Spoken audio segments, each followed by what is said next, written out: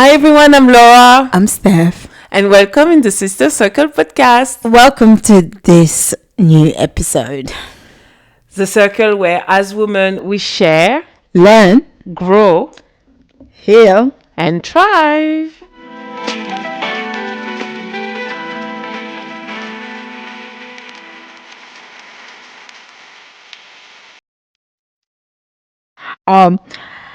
Hi, before we start, I would like to acknowledge the traditional owner of the Gadigal land of the Eora Nation people on which we are recording today.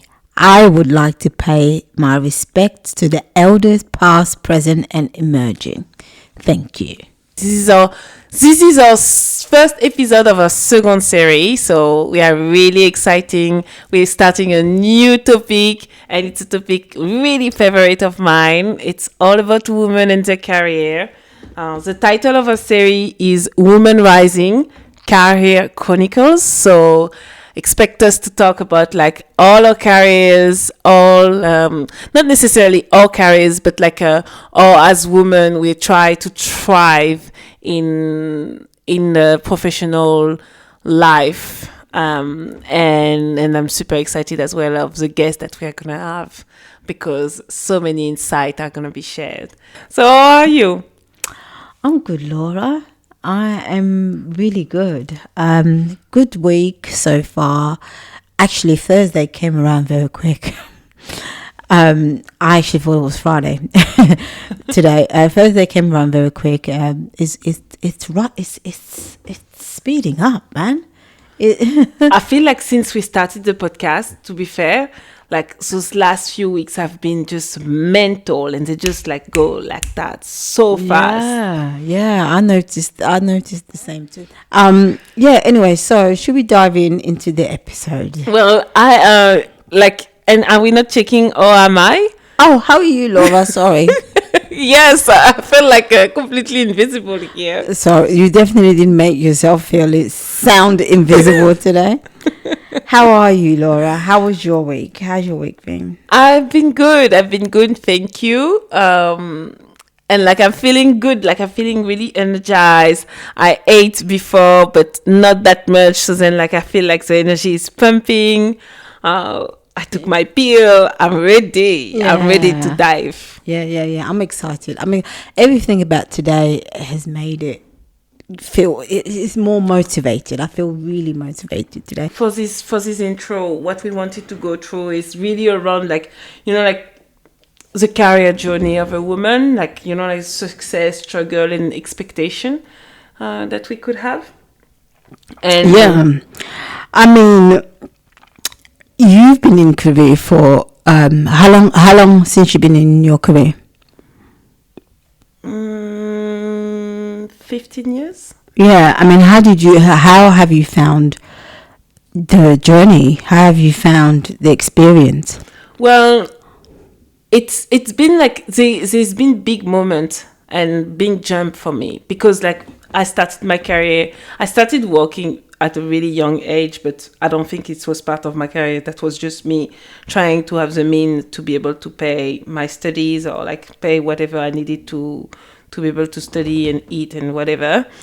And during this time, after I started to like be in my engineering journey, so for 5 years I was studying, but I was also working. So I was learning the job. I was what we call an apprentice engineer. Yeah. I work in the automotive industry as a quality engineer for 2 years, sorry. And then I work in the nuclear industry as a quality, security, safety, and environment engineer in the nuclear industry for 3 years, and all of that as an apprentice. So really sheltered, being able to learn on the job, work with colleagues, be able to make mistakes, and I've made quite few. And then after that, I left the industry and I started working in the consulting industry. And I work in the consulting industry for like 10 years in France, but also in Australia, and mostly in the energy industry. So, and the shift going from being an apprentice and working in the corporate with people with some expectation of me, that was, and especially in the consulting space, that was such a jump for me. And I learned that, especially in the consulting industry, like there is no really room for mistake. Yeah. And if they are, like you're already categorized and classified and, well, you're a black sheep. And then just put on top of that, me going to another country, speaking a different language and being really, really insecure of me speaking and interacting with people in a different language that the one that I learned. That has put even more pressure on, like, I thought I had to perform and to work. So, like, reflecting now on my journey, I'm quite happy where I am now, but like I've still, like, I don't think I'm like where I thought I would be. Where did you think you would be? I don't know. Like I was like, I saw myself like, I'm gonna sound like a proper wanker, but when I was in school, in engineering school, and even before, like, I knew I was a really bright kid, and I knew I was a really bright woman, like with like, And what would you say shaped your decision for your career? To be completely honest, I wanted money. Okay. Yeah, I was supposed to be a doctor. Like I started on a really, really young age. Hey, guess what? I'm gonna be a doctor. Yeah. But why did you want to be a doctor? I think I wanted to save life. I wanted the prestige behind it. Like I have to admit, I always chose my career based on like, oh, it's gonna look like I come from like a, middle class family. Yeah. So like, this is what you aspire to. And my mom and my dad always pushed me to go through that. And I was smart enough to be able to get that, to go to this space and like envision myself in this space. Medicine study didn't work for me. I really hated it. And then when I had to switch, I was just thinking, okay, what's going to be as prestigious, and I'm going to be able to dive into like the things where I'm comfortable. Like, I'm a really scientific girl, maths, physics, and all those things. And then it's all about, well, if I can make enough money and not living like, like my parents. So engineering was just what would be done easy, quickly, and then also I would be able to start learning the job. Oh wow, that's so interesting, because I mean this is really not the ikigai, right, for you, because for you it was money and what it looked like. Yeah, I don't think I was thinking of purpose, to be fair. Yeah. I think it was really about or passion. Okay. Yeah, I think it was like where I think it's going to be easy for me, and where what I'm you're good at. Yes, and good at, I wouldn't know, when I was starting.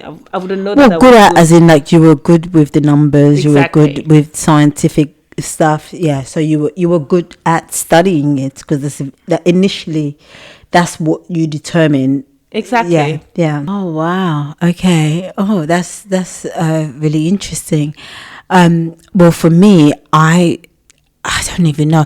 Well, I wanted media. I wanted to be in media. First of all, I thought, because I love watching television and reading, I thought I'm going to be an actress. Oh wow. Until I realized that I don't want to read scripts.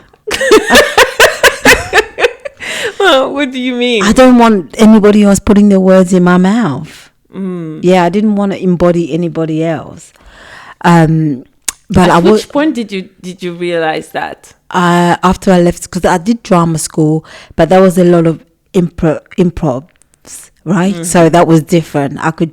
We can make up a story and I'll say how I see it. Mm-hmm. And then I joined the drama school after I left school, and it was scripted. I didn't want to say what they wanted me to say. That's interesting. Like, yeah. I know I'm like digressing a little bit in here, but when you're actually when you're acting, you're playing a character. Yeah, but I didn't want to play a character. Oh, okay. So, okay. Yeah. So I went into media studies. I thought I would go into media and make programs, but make programs like documentaries. So I'm asking questions, I'm talking to people. And then I studied media, but then I didn't want to work with people, because every time we had to put a production group together, you had to rely on other people you have to rely on other people, and I hated that. Oh, so interesting. And here you are making podcasts. No, but with a perfect person, do you know what I mean? With a perfect person that we aligned to do this, right? But back then it was, you just put yourself in a group together to do a project together. You don't know them people. So I wasn't very good at working with people like that. I just took the compliment. She says a perfect person. We complement each other in that way. So I went to media, but then I loved media theory because it delves into psychology, theology sometime. What's the Greek philosophy? Like, I loved that. Oh my God, university for me was heaven sent. It was just, I could just know about everything.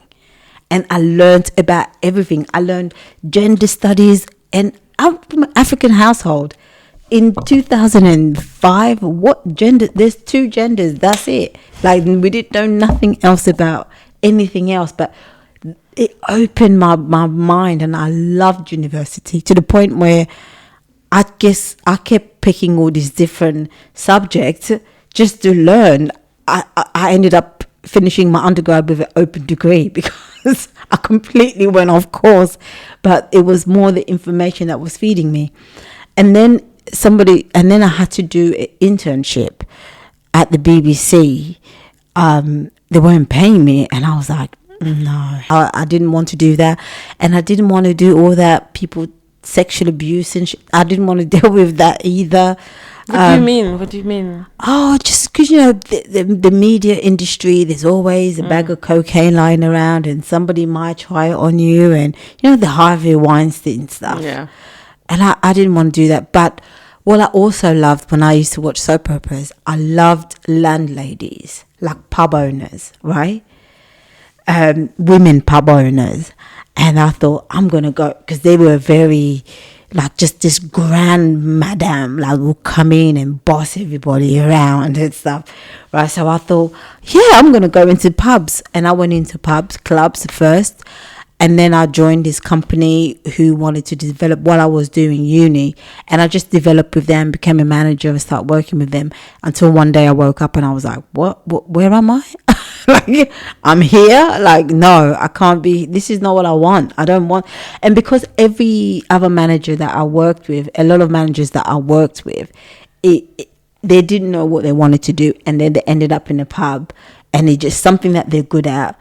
And then you're supposed to be running it like your own business, but because the company became bigger, they will spoon feed you everything. So I just thought, well, I'm not doing anything. I'm just the face, really. I'm not doing anything. So, and I left, and I was really struggling to find out what do I like, what do I want to do.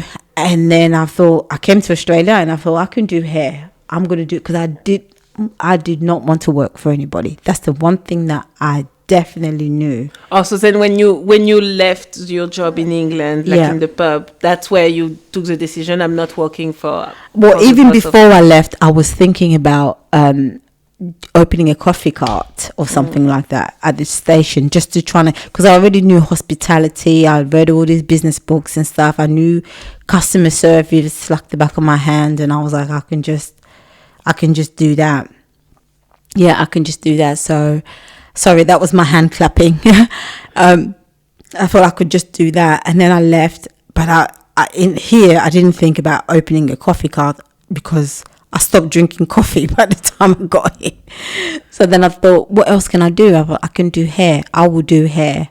So I just did that until I had the courage to go back to uni again to study counseling, because I was resisting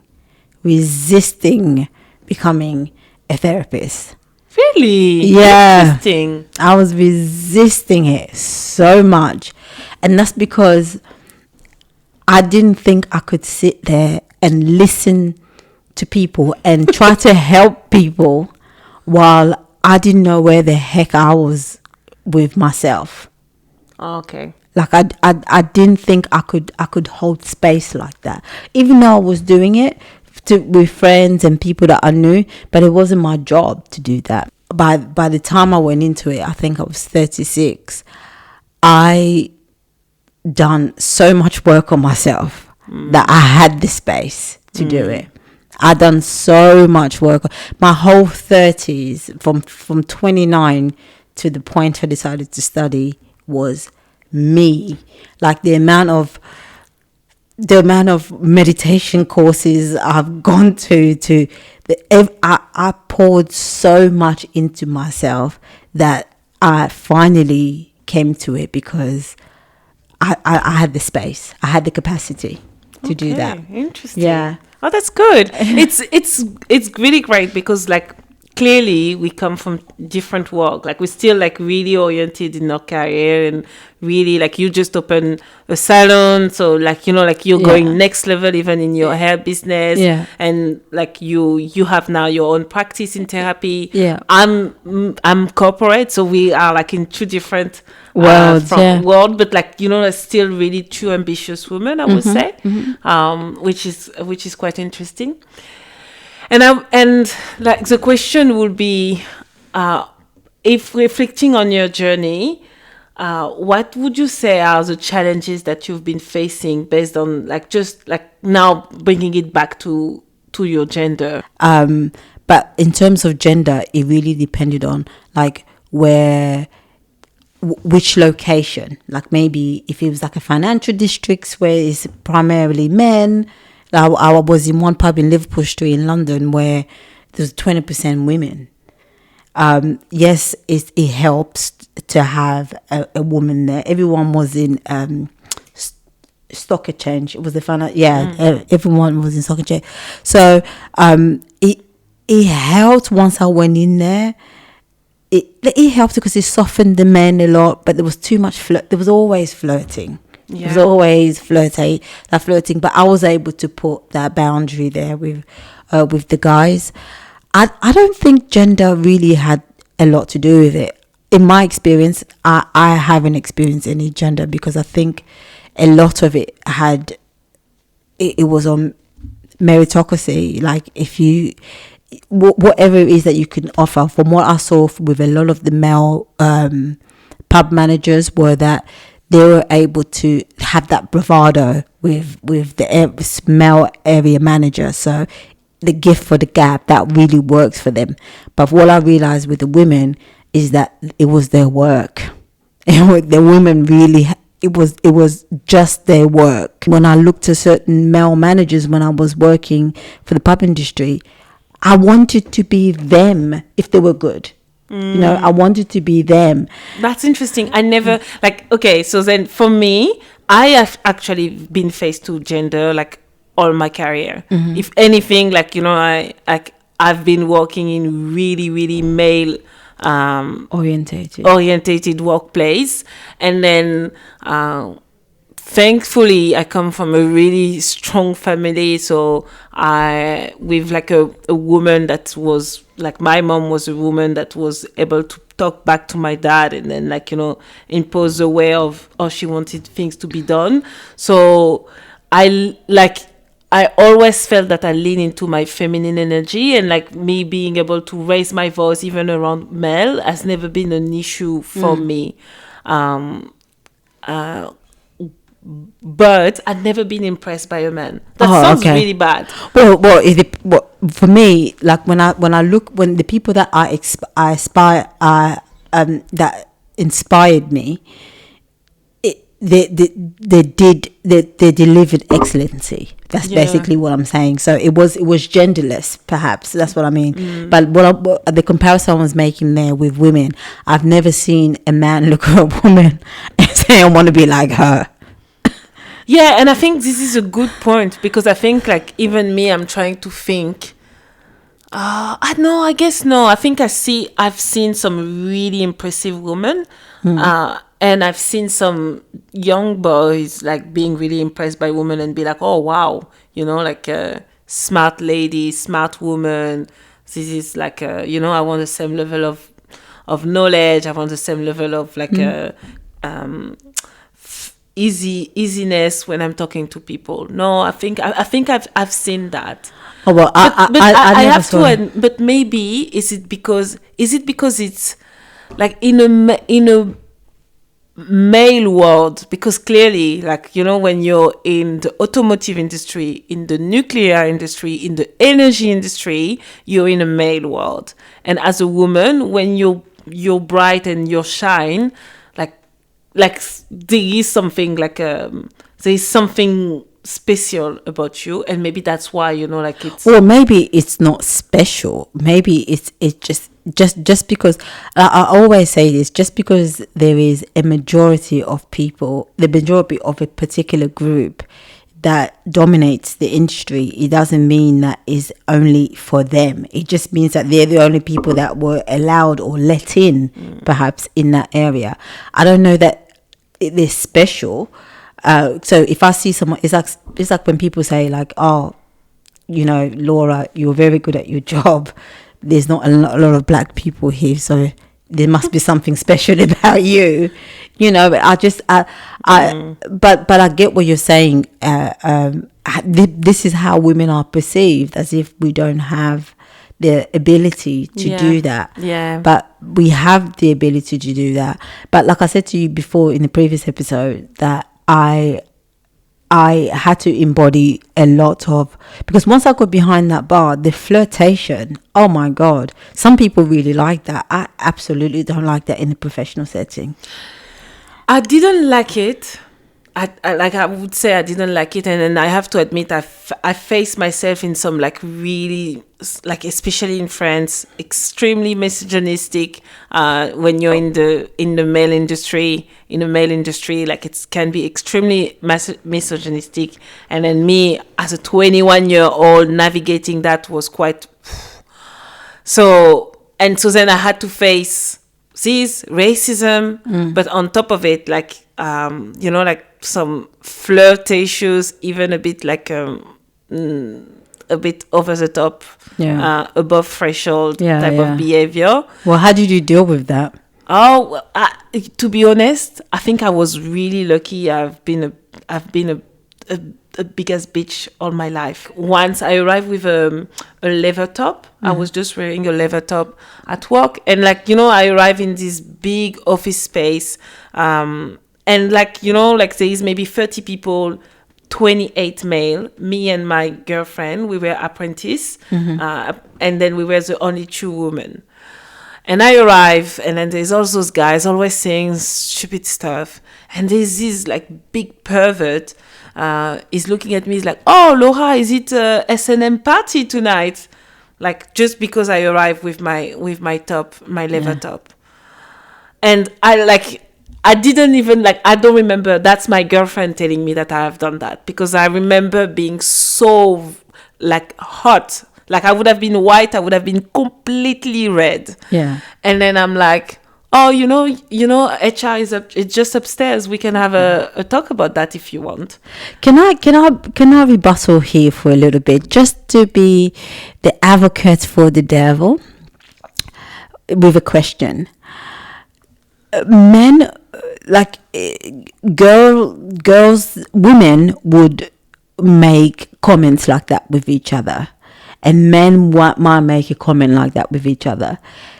Can men and women really work together without? That was no. I think I see where you're coming from. Yeah. I just think it was really inappropriate. I was really young. I was an apprentice. I know what you're saying. It was inappropriate. He was really older than me. it like, even though I was able to reply straight away, it made me feel really uncomfortable because I remember feeling so hot in my face. Yes, yeah. I know the feeling. But the reason why, and then he said that in front of everyone. Yeah. Everyone. And so then I went and I sat, and then my friend came and she's like, well done. And I'm like, what happened? And she's like, what you said was good. But then, like, and it took me a month to just realize that. But this is like microaggression that you have in a male space all the time. Yeah, but this is why I'm asking the question, because this is something for them, it's nothing. And when we make remarks like I was 21 years old, a 40-year-old, a 50-year-old man, sometime, I don't want to generalize, sees a 21 years old more than capable to be his fiancé or his girlfriend. Do you know what I mean? Do you know what, like, they don't, like, once you're 18, some people not even 18. That's true. Yeah, once you're, like they don't, once you're 18 legally, yeah, they would have you. Like, so they don't see it like this is a young girl at all. That's why I was saying, not that it was right even if you were 35 or 50. Absolutely. Yeah, not that it was, but just that age thing, they don't seem to see that age is a thing. Women and age, if you're old enough, if you're mature enough, boobs, ass, you will do. I had a manager once when I was an assistant manager who I was working under him, and he would make sexual innuendos. Oh my God. All the time. No, but the way how I dealt with it was I would make worse ones. What did you say? I would make worse sexual innuendos. Oh wow. Right. So to the point where he was turning red. Like, so again, that was that bravado thing that I adopted. Right. Okay. So not worse one in regarding to me, but I would just make like really vulgar sexual comments that removed me from that feminine thing, where I became like I spoke like a bloke, basically. Yeah. And to go back to my initial story, just to finish on when I said that the silence that happened, everyone just stays silent for like maybe 5 minutes. I don't remember exactly. Maybe it was 5 minutes, maybe it was 30 seconds, to be fair. And then you arrive, and he's arriving. He's like, Laura, I just wanted to say, I'm really sorry about what I just said. Sorry. Well, yeah, because he's now thinking, I'm going to HR. I'm going to HR. Now I have to explain to my wife why I don't have a job. Oh, he probably didn't have a wife, this pervert. Oh, do you think he didn't have a wife? No, absolutely no. We are always face these type of challenges as women, like having to like deal with like sexual innuendos and joke, and like, like having to deal with the flirting. And then like I remember, like when you see that a guy is like interested in you, and then I'm like, fuck, I was always thinking I'm way too young. And I remember when I arrived here, was working for a consulting company, and I was away for quite some time, and I remember celebrating my birthday. And I was young. I was 25 or 26, and there was this guy that could be my dad or my grandfather, and he would always like come and bring me some sweets, and then like writing me some word, and it made me feel so uncomfortable. I hope that like guys are learning, or like at least like in a way that we are like building the professional workplace now, we are learning that, this is not appropriate, or like, like you cannot do that. Because I remember growing up, people just thinking it was normal, having a comment, or, oh, look at her, she put a jean on today, look at her ass. Like, that's what I was used to all the time, and that was just normal. But I think like today, like when I arrived in Australia, I was really, really surprised that, like people were like, maybe they were not attracted by me. That could be the reason. But like people were actually really, really respectful. They could give you. I think they covert. I think it's covert in Australia, as in it's not out in the open like it is in Europe or in the States. Where in the Europe, so my friend was saying to me how when she went back on holiday in Europe and how men were up and down, they look up and down, up. When there's somebody's attracted to you, because their eyes is going up and down to really look at you. So I don't think that it doesn't exist in Australia. I think it's very covert because Australia is also quite polite in the way that they approach things. And you just think, I don't see that Australia has less subscribers of OnlyFans or any of that stuff here. I just think it's done politely. Men don't even approach you on the street, but look at how they behave on social media. On dating apps. So yeah, I think it's a little bit. But yeah. Anyway, so what would you say? How would you define success?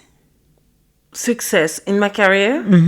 It's really interesting because I think growing up, I really thought that I would be. Do you remember this TV show called 𝗓𝗏 with 𝗩𝗜𝗚𝗚𝗘𝗢? I don't know why. I never remember the name of people, but this one I remember. She was playing in Melrose Place. This is for people that are really old. Melrose Place used to be this TV soap. Yeah, I know. I've never seen it, but I've heard American, of it. And then there was Amanda, the blonde girl, and then she played in this TV show that called 𝗓𝗏. And then what she was doing, I don't remember exactly, but I know she was like one of these big boss lady managing the airport. And then when something would happen, she would be the one like making decision. You do this, you do that, having all those men like working for her. And I was seeing myself, I'm going to be this boss bitch. I want to be this type of woman. Like, like I'm like lifting fingers. You do this, you do that. But why? Because like, you see power, you see a powerful woman, you see people like, like I think like everything that represent power, like, a beautiful woman, someone that takes decision, that can think rationally, that thinks under pressure. That's for me. I found that really attractive. And then like that it just sounds smart, and looks smart. So like like for me, I saw myself being like that. And then well dressed, walking in heels all around the airport. In heels? Yes. Oh, hell no. So then but for me, like when I started working and like for like maybe the first 10 years of my career, this was me, like always in heels, really deeping into my feminine energy. And then soaking your damn foot at the end of the day? Nope. Oh, I was so used to that. Oh my God. No, actually I did it in the clubs for a while, but I was also drinking rum to numb my feet. The whole night I was on rum, rum and soda. But like success looked like that for my career. And now it's interesting because like with age and with few years now and looking at what I've done so far, I think success look like, being able to be really impactful, being able to be really influential, and being able to be a great mentor, and then like being able to like lift people, having a team and making them grow. I think like for me, this is how I see success now. For me, I wouldn't have worded it as success.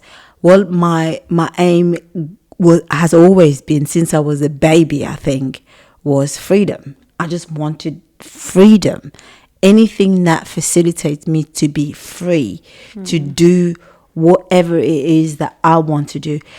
And everything else is a byproduct of that. Like when I was a manager, to learning in that role, if it allowed me to manage people, and the company obviously teaches you how to manage people, like building capability and all of that stuff. So I enjoy that.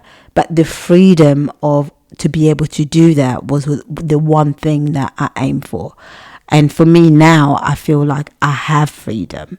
That's all I've ever wanted was to be free, which means have enough money to live where I want to live, like not to be under anybody else's command, to move how I want to move, like to think how I want to think, to experiment with ideas the way that I wish to experiment with ideas.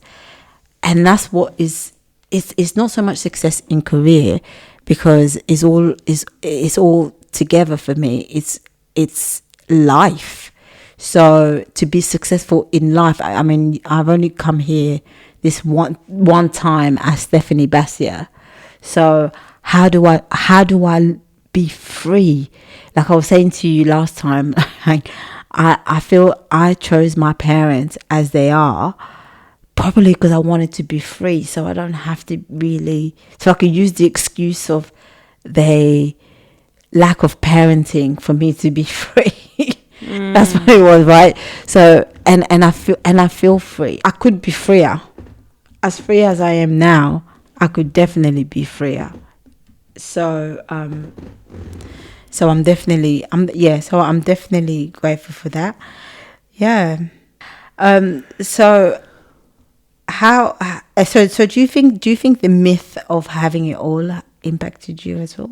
Yeah, I think the myth of having it all impact, like, and especially women, because we like. Yeah. So what do you think? So what would you say having it all means to you? Having it all is, being able to like have your, like, being able to see your girlfriends, spend time with your girlfriends, and go on holidays, and then thriving at work and doing all your admin works, and then having your apartment that is still like perfect and clean, and going to the gym and make sure that like you keep the weight snatch. At least for me, this is what I want. When there is a boyfriend is happy, and like a girlfriend are happy. You mean your boyfriend is happy, or you're both happy?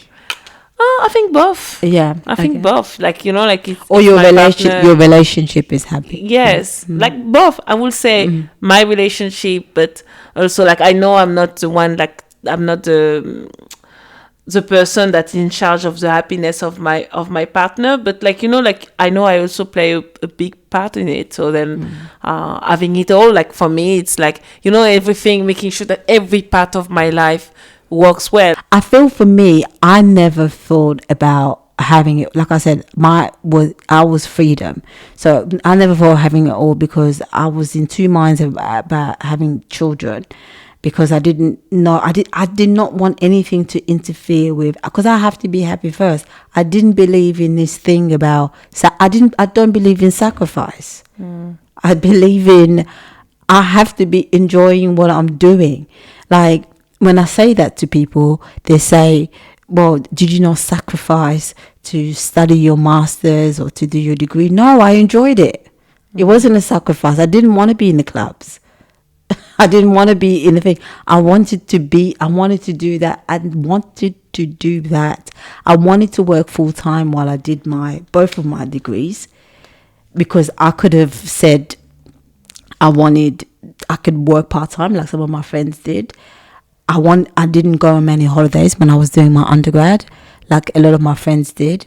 It wasn't a sacrifice. That's where I wanted to be. And in my thinking about having children now, is not a sacrifice. I want to have a child.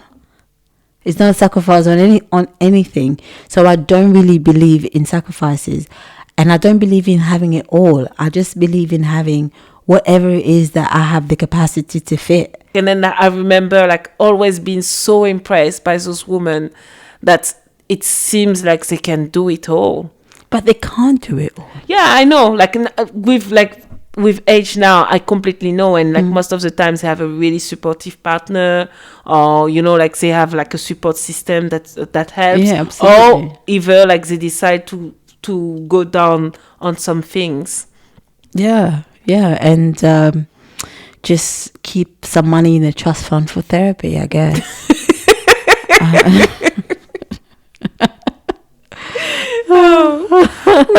That was a good run of our circle. I think it was really great to go to. So well, that's a close for this week's circle.